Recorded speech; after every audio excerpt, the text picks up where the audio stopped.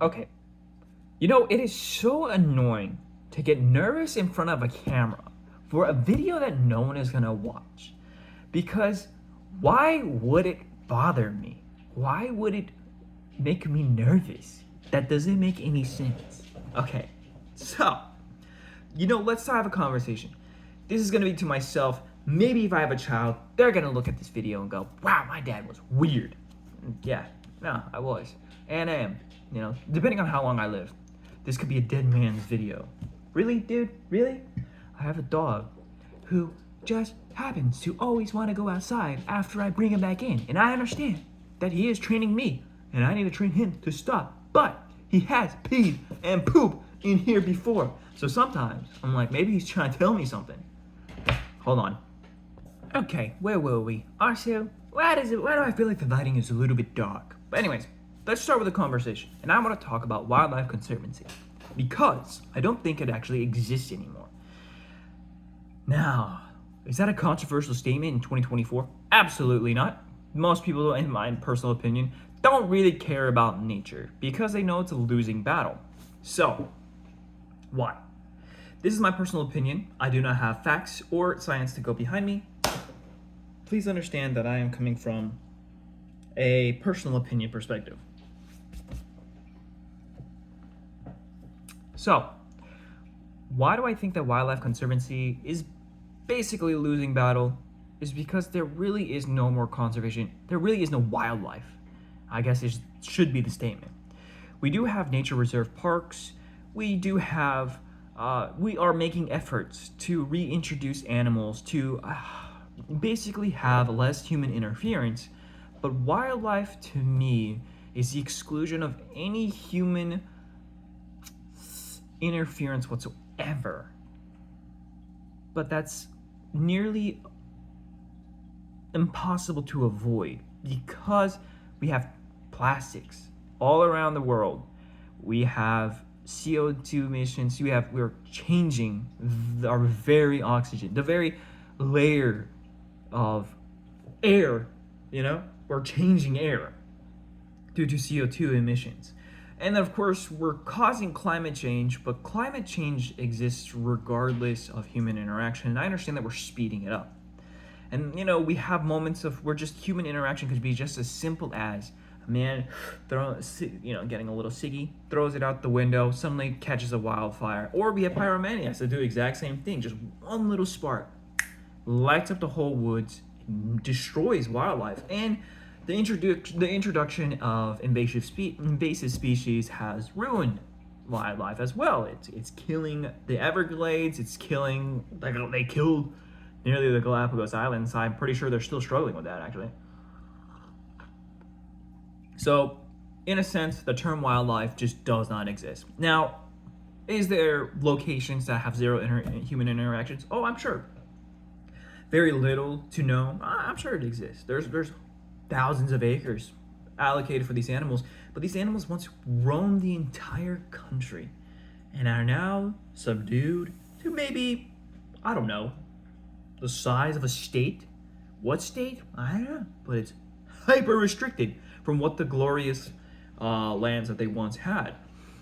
So with humans continuously growing and essentially nature and wildlife disappearing, what's our resolution here?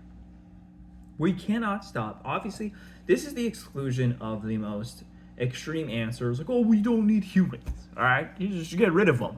Okay, that's not going to happen.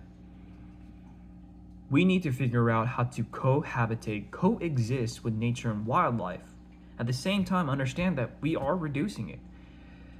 And this doesn't mean that your efforts have gone to waste. It is important to reduce the amount of destruction that we cause to Earth,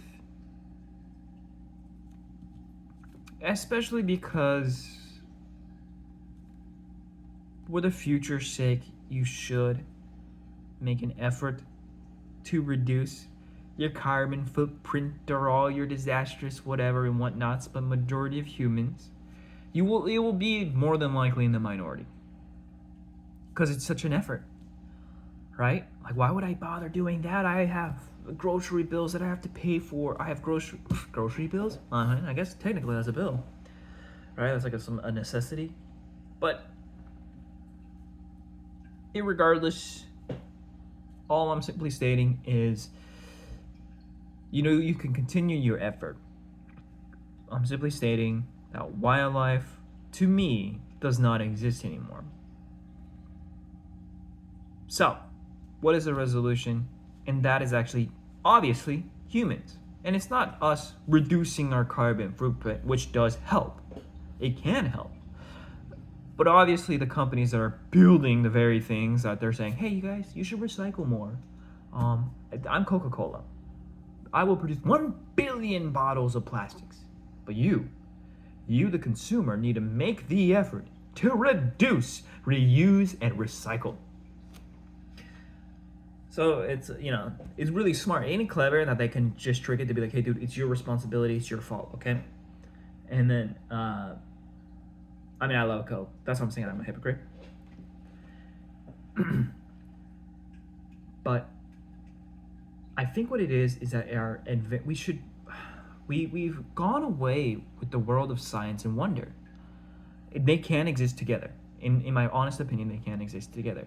Wouldn't it be amazing if our technology reaches, and we are getting there. Our technology is reaching the lengths of nature. Humans are now, I don't want to say that. That's controversial. That's a different subject for a future day. But humans can create technology that mimics nature. If you not notice, the most impressive technology that humans can come up with is essentially nature. Dude, it's copied. It's a beta version of nature. Oh my gosh, we've built this air purifier. Well, that's a leaf, my friend. That's a tree. You know what I mean? Oh my gosh, we designed this house that has AC. Anthills have natural ventilation systems that can reduce the temperature as well. And it allows for like the ventilation allows for it so that mold does not prosper or exist, and so it doesn't damage the colonies. We can copy nature. It has a lot of the answers that we have problems to. Oh, okay, except some things. And wouldn't it be amazing? Because this is where I want to talk about. This is what I want to talk about. What if houses become more ecological?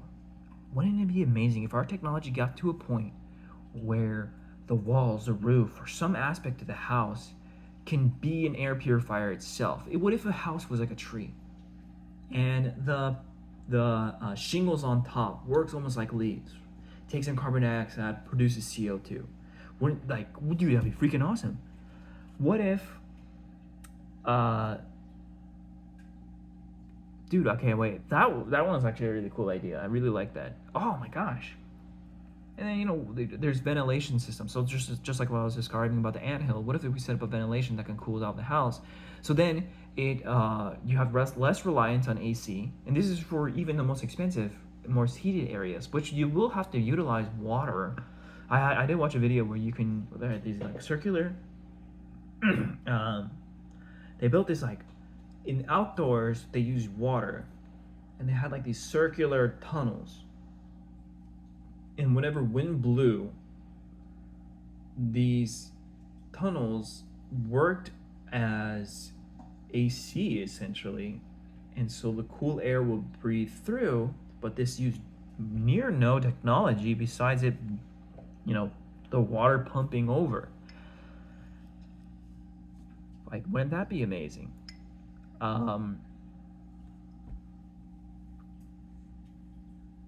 Then we can have nature habitats, but most of the nature is gone. But essentially what I'm saying is maybe we can make a relationship with nature to advance the human growth, at the same time kind of respecting nature. We're not conserving it. It's a lost battle, but we can respect it. I know it's a weird thing. I don't know what I'm trying to say here, but I think it would be an interesting revolution to see humans work with the very thing that we keep fighting, and hopefully we can make it better for nature and humanity. It's really odd how in nature there's no good and evil. When a wolf tears up a rabbit, that's just nature. That's a part of life, the circle of life. But when a human does it to another human, that's despicable. But in reality, humans are not outside of nature. We just have this tendency to say we have more morals. We are, well, you can also look at this perspective. There is animal, there is man, there is man with reason. The man with reason is responsible for making the moral choices and ethical choices for the good of all. It's for the good. The man with reason, and when I say man, that encompasses humans, with reason. So if you know something, learn something that's valuable, it's okay to pass it along. I mean, there's some sort of courtesy that should probably go behind it, but you get the gist of it. Anyways, I like talking about this. I will upload. I like talking about this. Hopefully, I'm gonna do some research and maybe I'll post it on TikTok too. So, all right, guys. I hope you like and subscribe. Hope you have a great day. Bye bye.